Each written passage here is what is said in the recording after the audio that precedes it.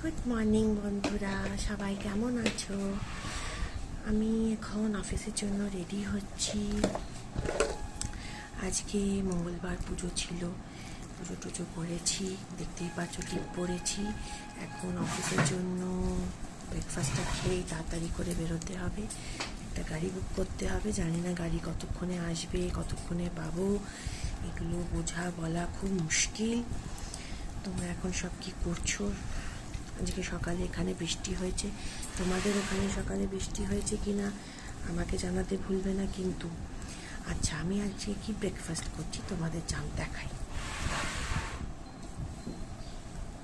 এই দেখো বন্ধুরা, এইটা আমার সকালের ব্রেকফাস্ট। পটল ভাজাগুলোকে আমি হাত দিয়ে একটু মেখে নিই, আমার এরকম করে খেতে ভালো লাগে।